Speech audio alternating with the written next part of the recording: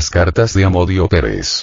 La psicología y la sociología han sido para mí, en los últimos 40 años, no solo dos herramientas que me han valido para ganarme la vida. Han sido también las que me han permitido, al principio desde la distancia y luego, a partir de 1998 de manera directa, conocer la evolución, estancamiento e incluso involución del pensamiento de gente que como yo, en aquel Uruguay de 1960, creímos que era posible cambiar el mundo y nos pusimos a ello, cegados por la luz del faro cubano que hoy, 50 y pico años después, sigue emitiendo luz, aunque sea mortecina y casi siempre a destellos.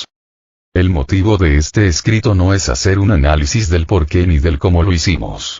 Existen muchos textos sobre esos aspectos, casi todos parciales, algunos bien intencionados, otros no tanto y demasiados, según mi opinión, hechos con la única intención de mantener, incluso mantenerse, en la cresta de la ola a algunos de los supervivientes del MLN, Zabalza Dixit, que han sabido amoldarse, o acomodarse, a los nuevos tiempos y defender hoy lo que antes negaron, sin que se conozcan los motivos de tal cambio. Es decir, ignoramos su autocrítica, si es que la hubo o es nada más que un cambio de chaqueta.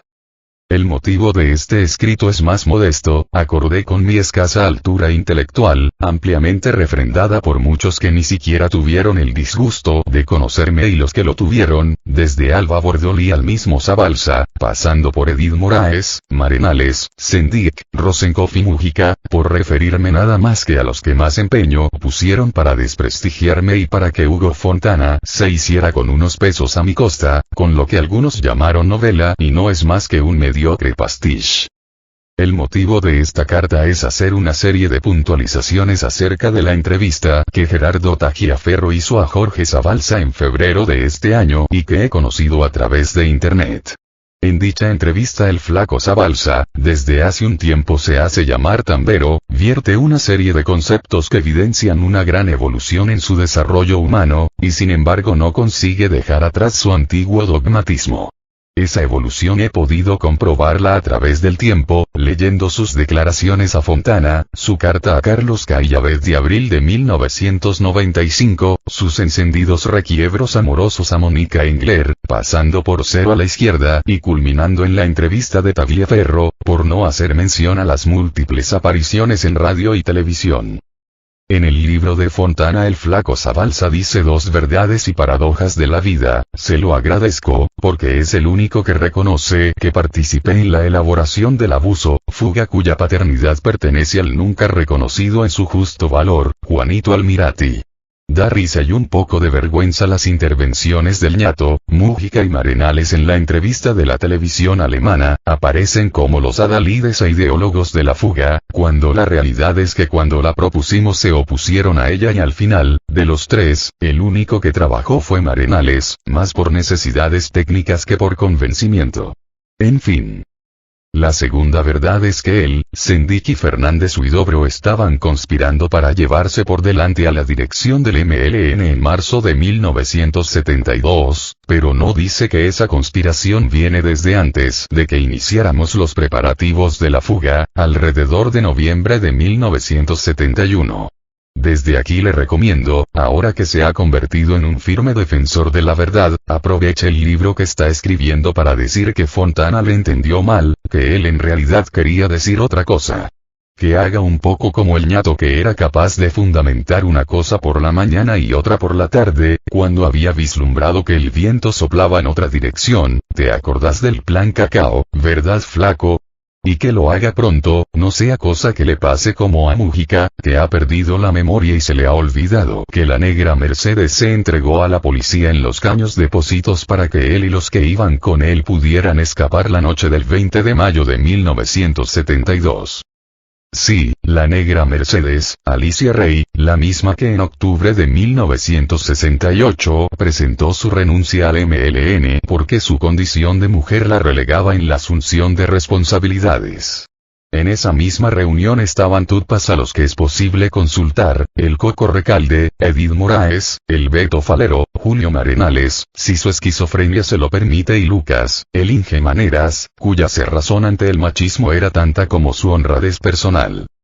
Y estaba también la Parda Topolansky, María Elia, una oportunista monumental, que se aliaba con quien fuera con tal de escalar peldaños, a la que debimos expulsar en 1969, después de Pando, porque formaba parte de la micro y no lo hicimos porque Sendik se opuso y lo tuvieron que hacer los compañeros que se hicieron cargo de la dirección después de la debacle de agosto de 1971, cuando ella y el resto de la micro estuvieron a punto de atacar la casa de la calle Garibaldi, donde se reunía la dirección para ejecutarlos y quedarse con las armas y el dinero, y a la que pone como ejemplo de mujer guerrillera. La parda no es un buen ejemplo, es todo lo contrario. El flaco se está dejando llevar por su enfrentamiento con Lucía y recae en un viejo defecto de la columna del interior, del que tanto él como Sendik hicieron uso a menudo, ensalzar a alguien para atacar a otro. El tema del machismo, sobre el que también estaría escribiendo desde un punto de vista personal, es decir, desde el punto de vista del macho, mirándome a mí mismo, le dice a Tagliaferro, lo puede tratar poniendo como ejemplo al mismo Raúl Sendik, verdadero paradigma del macho polígamo que tantos problemas causara internamente por esa razón. En lo que sí ha evolucionado, crecido como ser humano, es en el tema del amor. Ignoro cuánto de esa evolución se debe a su propio esfuerzo y cuánto se lo debe a Mónica Engler. Me atrevo a pensar que la influencia de ella debió ser muy importante, ya que el flaco ha pasado de considerar a las mujeres como objeto de consumo a defender su condición de seres humanos en pie de igualdad con los hombres, cosa que algunos, entre ellos yo, ya defendimos en 1968, para burla y escarnio de quienes creían y practicaban lo contrario. Lo mismo le pasa con la exteriorización de las emociones. En el MLN estaba mal visto hacerlo, y los que lo hicimos fuimos muy criticados por ello, incluso cuando lo que se exteriorizaba era dolor por la muerte de un compañero. Caímos en la aberración de la desvalorización de la vida de los militantes y por ello se descuidaron aspectos que fueron valores indiscutibles, como la planificación y la seguridad. Y no digamos las directivas impartidas desde la dirección a partir de mayo del 72, que hicieron que compañeros armados con pistolitas de juguete se resistieran a ser detenidos por patrullas armadas hasta los dientes. Le sugiero este tema para un capítulo de su nuevo libro. Pese a los aspectos en que ha evolucionado, se mantienen en el flaco Zabalza algunos signos contradictorios y que a mi juicio se manifiestan claramente en relación con las polémicas que ha mantenido y todavía mantiene con el ñato y con Ulpiano, donde emite juicios durísimos sobre ellos y sin embargo se resiste a llamarlos traidores, término que sin embargo no ha dudado en emplear contra mí, a sabiendas de que es falso, de que es un embuste monumental, aunque circulen distintas versiones avaladas por algunos ex integrantes de las FF.A que no han vacilado en refrendar las versiones que a los ex tupas les interesa mantener, seguramente a cambio de algún pequeño favor. No es este el lugar para opinar si las críticas que hace al hoy presidente y a su ministro de defensa son acertadas o no, y además, como ha quedado plasmado en el pastiche de Fontana, carezco de la capacidad política para hacerlo. En un momento de la entrevista de Tagliaferro Zabalza admite que tiene secretos que se llevará a la tumba, pero no aclara las razones de tal decisión y como Tagliaferro da por buena su respuesta, llegamos al punto del arrepentimiento que pone punto final a la entrevista. Los puntos de los secretos y el arrepentimiento están íntimamente relacionados y nos conducen al momento más importante, álgido, diría el ñato Fernández Huidobro, de este mi escrito y que tiene que ver con la historia de mi traición. Durante años, mis amigos y mi padre me convencieron de que era mejor mantenerme alejado del proceso político uruguayo, para que mis opiniones no produjeran consecuencias negativas en el proceso de superación de la dictadura. Hoy, mi padre ya no vive y muchos de los amigos mencionados están hartos de las rencillas internas en el FA provocadas por los viejos tupas y me han dicho que haga lo que me dé la real gana. Y aunque no sea nada fundamental, he leído que una sobrina mía ha reivindicado su derecho a llevar el apellido Amodio, tan mancillado por su tío, seguramente en la ignorancia de que su tío ha sido acusado de traición precisamente por los que ella vota y defiende y que lo han hecho ya uno y lo mantienen para salvar su imagen.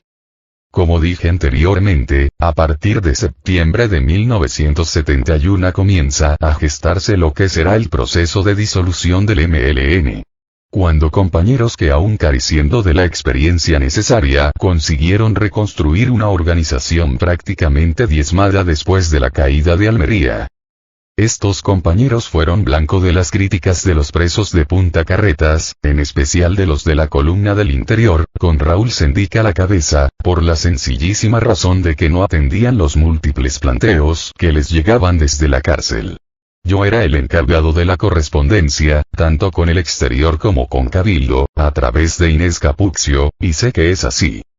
Cuando habían conseguido rehacer la organización, los compañeros de la dirección nos hacen llegar un pedido. Por favor, dejar de atosigarnos. Estamos embarcados en un proceso de reorganización que nos absorbe todo el tiempo y lo que nos plantean no es prioritario para nosotros. Si no es textual, este era el sentido. Ahora bien, ¿qué hicieron los compañeros de la columna del Interior, con Sendic a la cabeza? Atendieron la solicitud de los compañeros de la dirección y esperaron a que el MLN estuviera en condiciones de encarar sus planes si los estimaba pertinentes. No. Montaron su propio servicio de comunicación con el exterior, a espaldas de la dirección dentro del penal, violando las normas de disciplina establecidas. Así, los militantes de los grupos del Interior recibían las directrices de pico y pala, Sendic, con el flaco Zabalza como principal amanuense y trabajaban para llevarlas adelante, muchas veces en contradicción con las directrices emitidas por la dirección. Esto no lo supe hasta que se produjeron las detenciones de Guasen y Blanco Catras allá por julio de 1971. Un exceso de buena fe y el buenismo que guió muchos de mis actos me impidieron ver la gravedad de lo que se estaba gestando. Producida la fuga, que en lo interno tuvo efectos nefastos, las diferencias, nunca bien planteadas y peor analizadas entre los compañeros del Interior y la dirección se fueron acentuando y los disidentes fueron ganando adeptos, al tiempo que el comité ejecutivo se fue desgastando.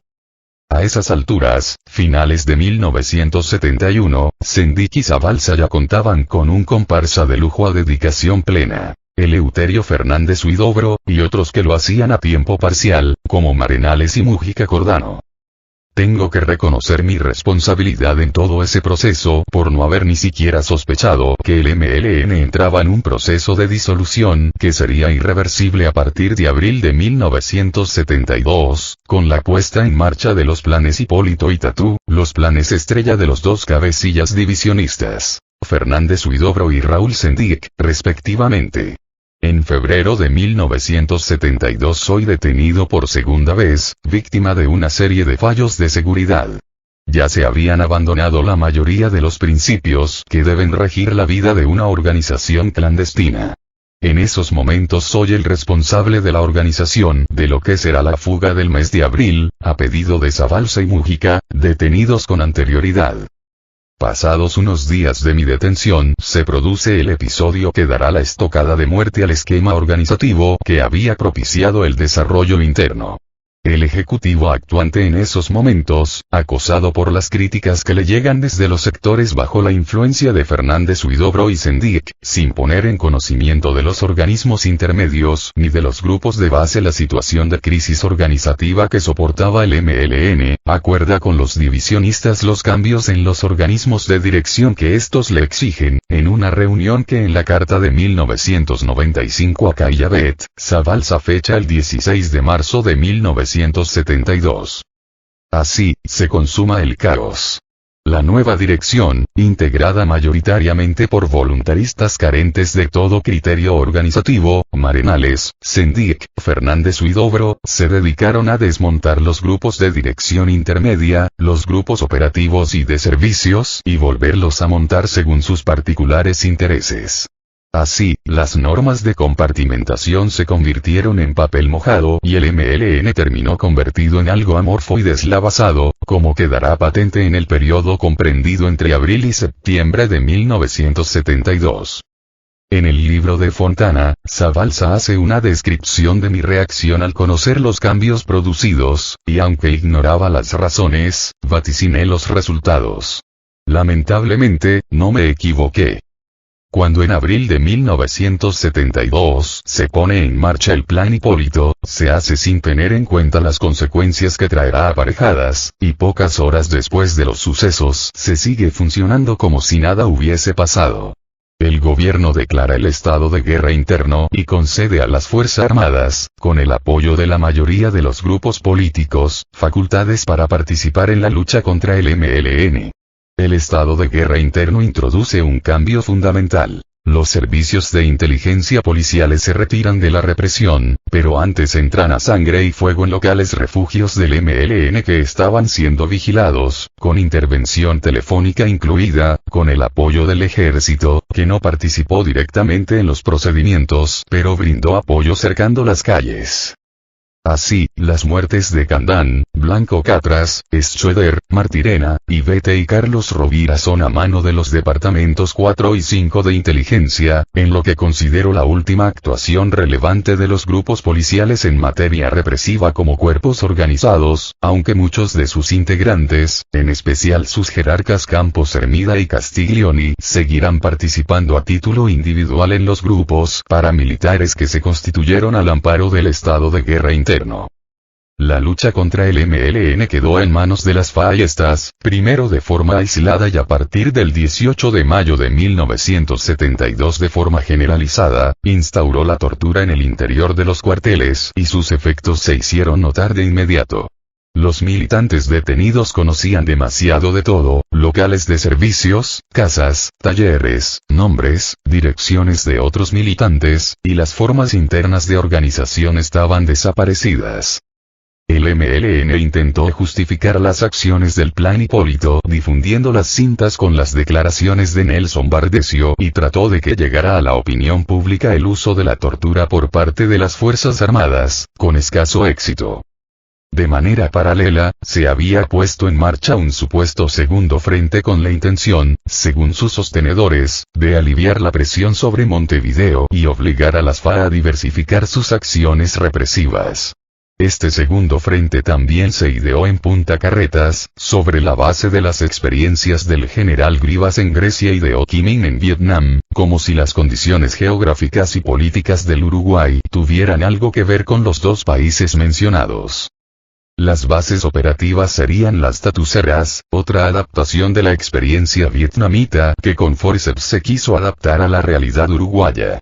El Plan Hipólito no lo pude cuestionar porque se gestó mientras estaba preso, pero al segundo frente y a las Tatuceras me opuse toda oportunidad que tuve, sobre todo cuando supe que las escasas armas que el MLN poseía se destinarían casi en su totalidad para llevarlo adelante contra viento y marea por un Sendik víctima de su propio mito, al que aún hoy se sigue reivindicando como guía y mentor por algunos, sin considerar que tuvo aciertos pero que sus errores fueron fundamentales.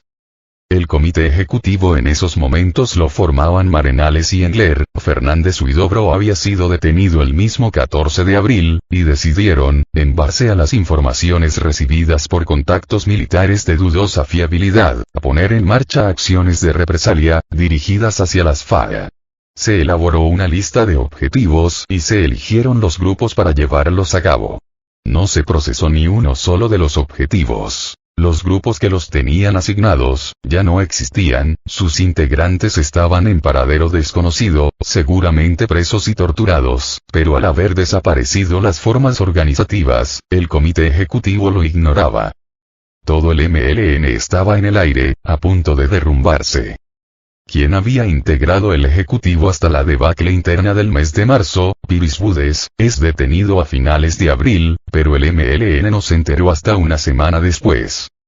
En esa semana llegó a un acuerdo con el coronel Trabal, jefe del Servicio de Inteligencia Militar, y puso en su conocimiento el organigrama completo de la organización, entregó los locales y a los militantes que conocía, realizó informes acerca de las personalidades de los tupamaros más destacados, hombres y mujeres, informó acerca de los contactos con políticos, tanto uruguayos como del extranjero y elaboró un listado con los nombres y o seudónimos y grupos al que pertenecían los responsables de las acciones más relevantes, Morán Charquero, Mitrione y las más recientes del Plan Hipólito.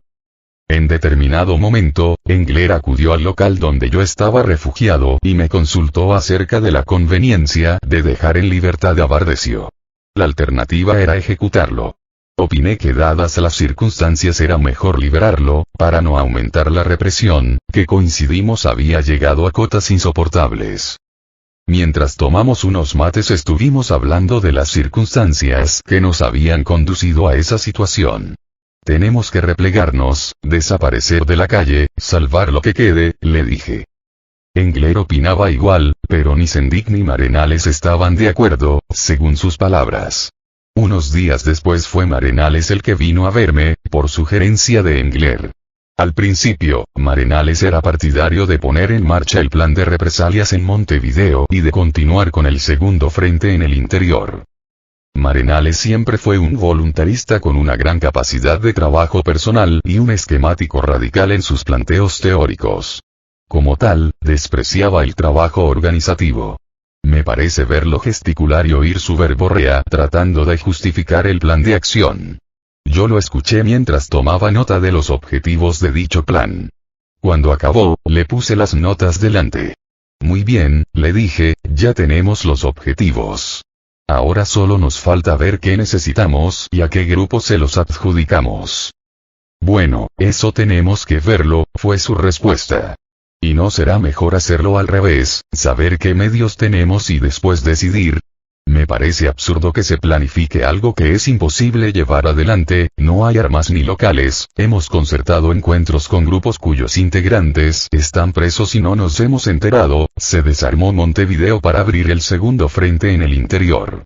¿Nos hemos vuelto locos? Mújica tenía un dicho que a mí me pareció siempre muy acertado. Se me quedó mirando como quien escucha un ruido, decía, para describir a alguien que se queda estupefacto ante un planteo tan simple como elemental. Pues Marenales se quedó mirándome como quien escucha un ruido. Cuando reaccionó, me dijo: tenés razón. Al bebé hay que pararlo, traerlo a Montevideo y rediscutirlo todo. Sería bueno que hicieras una nota con tu planteo para verlo en el Ejecutivo. Así lo hice. Es la nota que en algunos medios se ha publicado como mi carta renuncia. Por unos días creí que sería posible rescatar algo de la organización, ya que tanto Engler como Marenales estaban de acuerdo en que era necesario un repliegue inmediato. Pero el efecto dominó de las sucesivas caídas no se detuvo. Por fin, un día se me anunció que Marenales y Sendik vendrían a discutir conmigo lo que dieron en llamar mis discrepancias, y pedían que Mercedes participara en la reunión. Yo no había hecho partícipe a Mercedes de mis planteos, por lo que lo hice en esos momentos. No fue casualidad que se mostrara de acuerdo conmigo, ya que los criterios organizativos con que habíamos funcionado nos eran comunes. En la reunión, el que defendió las posiciones del Ejecutivo fue Sendik, quien repitió uno por uno los argumentos y objetivos que días antes expusiera Marenales, quien en esos días había variado de opinión y nuevamente apoyaba a Sendik. A los argumentos conocidos Sendik agregó otro de su cosecha personal. Tenemos que seguir actuando, dijo, porque si no lo hacemos, nos van a acusar de haber desatado una reacción no prevista. Así que te negas a aceptar la realidad. Le dije. ¿Quién se va a hacer responsable de este desastre? ¿Vos, ustedes dos, el Ejecutivo? Pregunté. Según ellos, los informes recibidos por parte de militares avalaban las represalias, fundamentalmente contra el ejército. Poco a poco la discusión fue subiendo de tono y la cortó Sendik, anunciando que debía marcharse. Ojalá me equivoque, fueron mis palabras de despedida.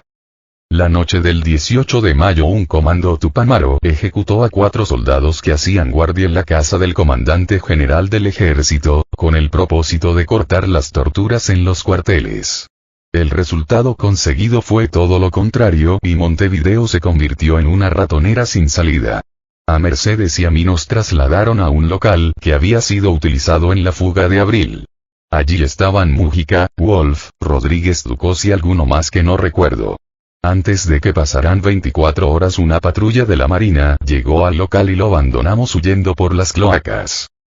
Antes, Mújica me manifestó su preocupación por la situación y le conté la discusión mantenida con Sendik y Marenales y mi convencimiento de que el MLN, de no modificar su actuación, estaba en un callejón sin salida y que yo ya no tenía lugar en él. Mújica se mostró de acuerdo conmigo y en ningún momento hizo mención a ninguna de las cosas que más adelante dirá en mi contra, tanto en el libro de Campodónico como en el ya mencionado de Fontana. ¿Qué pensás hacer?, me preguntó. Pedir la baja y el traslado a Chile, respondí. ¿Y la negra? Decidirá lo que crea mejor. No lo hemos hablado, le dije. En las cloacas por las que huíamos, la negra Mercedes, a la que unos días antes le habían quitado el yeso de la pierna derecha, tenía muchas dificultades para moverse, sobre todo en los caños estrechos, que nos obligaban a avanzar gateando. Cuando estábamos a la altura de Pocitos, Wolf y yo decidimos salir a buscar ayuda en el exterior, no sin antes indicarles yo el recorrido a seguir y fijar un lugar de encuentro para el día siguiente. Nuestra salida señaló la ubicación del resto de los fugados y un grupo armado se introdujo en las cloacas. Poco después la negra, con la rodilla derecha sangrando y las palmas de las manos en carne viva, le manifestó a Mújica su decisión de entregarse para así evitar la detención de los demás, cosa que se consiguió. Este gesto de Mercedes, que la muestra en su faceta humana y militante como lo que siempre fue, excepcional, se ocultó durante años, no solamente por el MLN en su conjunto, sino por el más significado tupamaro de los huidos en ese momento, el compañero ulpiano, José Mújica Cordano, el que pasado el tiempo se convertirá en el adalid de la decencia, de la honestidad y de cuanto de valor sentimental el MLN dejó tras de sí, para convertirse en referente del Frente Amplio.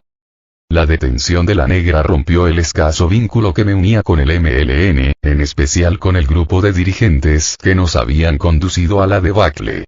Yo me enteré del gesto de Mercedes en el Santizo, un lugar al que llegué por indicaciones de Wolf, ya que todos los locales que yo conocía habían caído ya.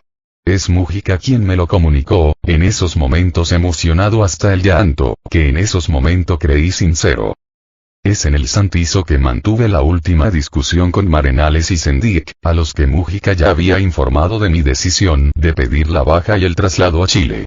Les enumeré uno a uno los errores cometidos y la huida hacia adelante que emprendieron mientras ellos mantuvieron sus posiciones inamovibles, y Engler, que también se había manifestado de acuerdo conmigo, se mantuvo en silencio, incluso cuando le pregunté, Octavio, ¿qué haces con estos hijos de puta? ¿No te das cuenta que esto es el final? La discusión fue a gritos, por lo que creo que el Coco Recalde y Efraín Martínez Platero, presentes en el local, tuvieron que oírnos. Como tantas otras veces, la reunión terminó sin que se resolviera nada. Sendik y Marenales después dirán que se me dio la baja, pero es mentira. A un dirigente que había ocupado los puestos que yo ocupé, no se le da la baja, me dijeron. Después dirán que se sospechaba de mí y de que mis actitudes hacían presagiar mi traición, pero también es mentira. Si así hubiese sido, yo no debí salir con vida de ese lugar. Por razones más triviales se había ejecutado a algún compañero. Por contra, se me envió a otro local, y fui detenido junto con Wolf, por el batallón Florida, antes que pasaran 24 horas. Si me hubiera detenido cualquier otra unidad, hoy sería un héroe. Me habrían masacrado y quizás matado o desaparecido, como a tantos otros, porque ya no quedaba nada que pudiera dar a cambio de no ser torturado. Tuve la suerte de que en el Florida, el jefe S2 era Calcagno, familiar de una tía mía pero de cuya existencia no tenía ni idea y que había prometido a esa tía protegerme en caso de ser detenido. Pero yo no lo sabía, por lo que en un descuido de la guardia me tragué un tubo completo de Valium 10. Cuando desperté, en la enfermería del Florida estaban el médico que me rescató del coma, el capitán Calcagno y el teniente segundo Armando Méndez. Estuve en la enfermería casi 2 días, y cuando me recuperé me llevaron a una sala donde Méndez me fue pasando las carpetas con las declaraciones de Piris Budes, Fernández Huidobro, Rosenkopf, Maneras y otros a quienes no conocía. En esos momentos me enteré del acuerdo de Piris Budes y Trabal y Méndez me propuso un acuerdo similar. ¿Para qué? Le dije a Méndez, aquí lo tenés todo. Todo no, falta mucho, para empezar la cárcel del pueblo. Ya ves que muchos dicen que sos vos el que la conoces. Pues estás jodido, no tengo ni idea, respondí. Pensátelo, me dijo. Ya hay detenidos que dicen que estás cantando. Si te mando a los barracones no duras ni media hora. El mismo día Calcagno me dijo que Wassen quería hablar conmigo acerca de la cárcel del pueblo. Me llevaron a una oficina de la planta baja, donde me esperaban el mismo Wassen y Wolf. Wassen nos planteó que la cárcel del pueblo estaba casi ubicada y quería consultar con nosotros acerca de negociar su entrega y así evitar la muerte de los compañeros. Había niños viviendo en la casa, y de los secuestrados. Luego de una breve deliberación, Wolf y yo dimos nuestra aprobación y Wassen fue conducido a otra oficina. Me despedí de Wolf con un abrazo antes de que se lo llevaran y nunca más volvimos a vernos. Me trajeron un uniforme de soldado que tuve que ponerme y me sacaron al patio. La movilización era enorme y me condujeron a un camello donde ya estaba Wassen en la parte trasera, disfrazado de soldado, igual que yo. Hicimos el camino en silencio y cuando llegamos a la cárcel comenzó a llorar. Lo abracé, tratando de consolarlo, pero fue peor, ya que comenzó a gritar y a gesticular como si tuviera epilepsia. El viejo Christie nos hizo bajar a los dos, pero Wassen no podía caminar, así que lo volvieron al camello. Un reflector iluminó una casa y Christie me hizo llevar frente a una ventana para hablar con los compañeros, no sin antes dar la orden que si desde la casa se abría fuego, yo debía ser abatido de inmediato. Desde mi posición, expliqué a los compañeros la situación sin recibir respuesta. Pasados unos minutos que se hicieron eternos, se encendió una luz en la ventana y al mismo tiempo oí una voz que anunciaba la entrega de la cárcel y las armas que se amartillaban detrás de mí. Cuando me llevaron de vuelta al camello, Wassen ya no estaba. A la mañana siguiente, a ello contribuyó que el Estado Mayor, haciendo sus pinitos en guerra psicológica, insinuaba lo mismo en sus comunicados cuando se refería a mí. Era lo que el comité ejecutivo del MLN, formado por Sendik, Marenales y Engler estaba esperando para poner en funcionamiento lo ideado por los dos primeros. La derrota fulminante del MLN era debida a la traición de Piris Budes. No, de Héctor Amodio Pérez. Y esto se mantuvo pese a que Wassen reconoció su responsabilidad ante los demás presos toda vez que le fue posible. Hasta Marenales ha terminado por reconocerlo. Cuando las negociaciones en el Florida para la tregua, Wassen fue conducido allí y le pidió a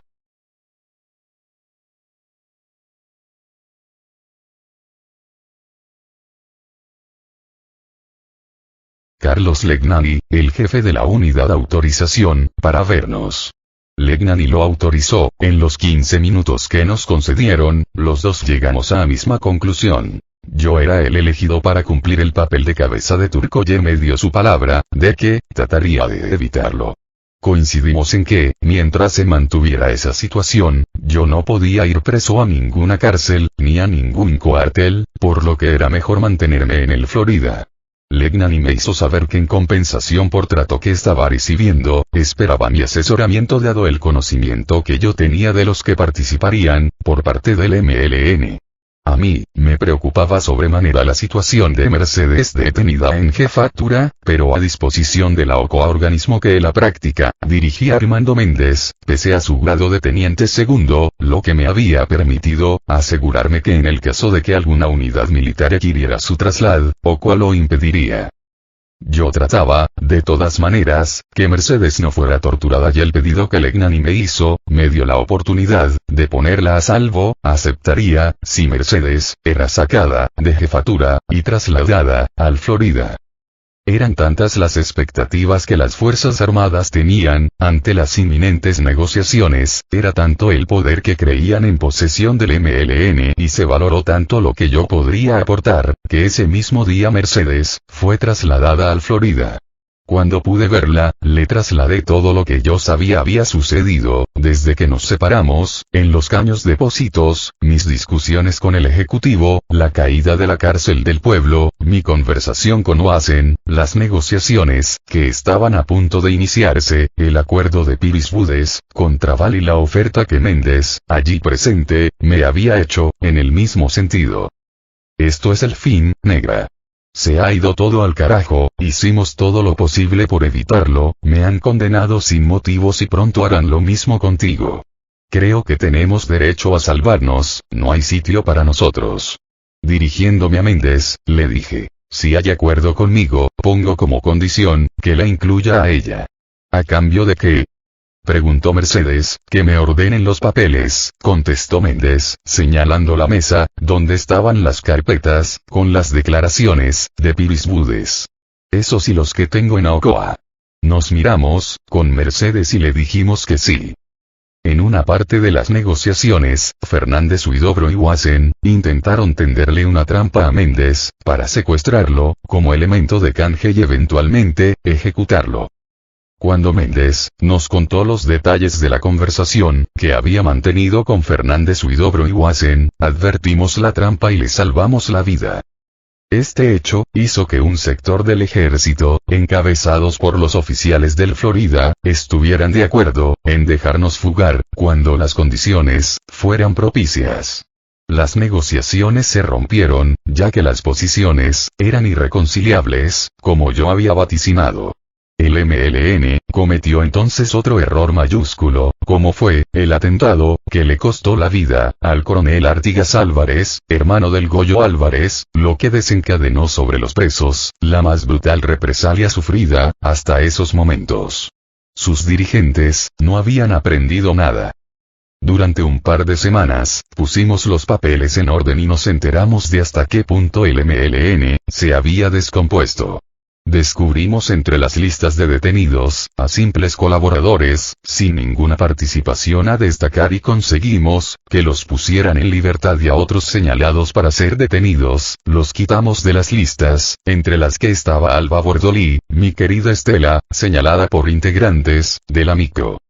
Cuando pudimos recibir visitas, nos enteramos, que la situación de nuestras familias era muy mala y empezamos a madurar la idea de escribir un libro, que sirviera para defenderme y que tuviera valor documental, para poder cobrar por él.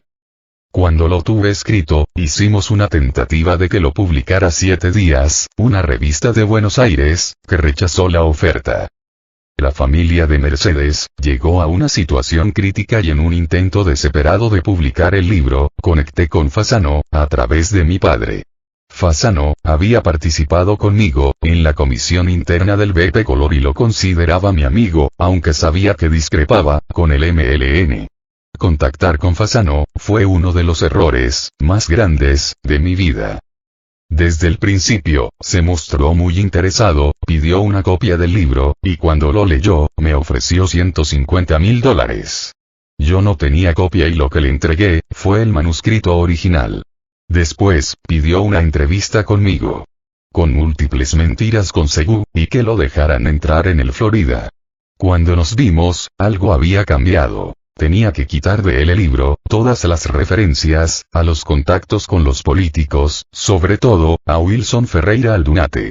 Los puteríos, en el MLN, me tienen sin cuidado, pero si no quitas, lo de los políticos, no lo publico. Ante mi negativa a hacerlo, simulando, que se lo volvería a pensar, nos despedimos, con la promesa, de hacerme llegar su respuesta definitiva, a través de mi padre. Me había tendido una trampa y caí, como un chorlito. Había realizado fotocopias y se las hizo llegar, a todos los políticos que eran mencionados, al general Martínez, comandante en jefe del ejército y al diputado, Juan Pablo Terra. Además, les dijo, que la intención del libro, era financiar un nuevo MLN, con la participación, de algunos militares progresistas, con lo que se terminó de montar, el quilombo más grande, nunca imaginado, quilombo, que serviría, para encumbrar a Fasano, como el adalid de la democracia y a mí convertirme, en la bestia negra de Christie, que estaba convencido, de que Fasano decía la verdad y estuvo a punto de defenestrar, a medio Florida, de Legnani para abajo.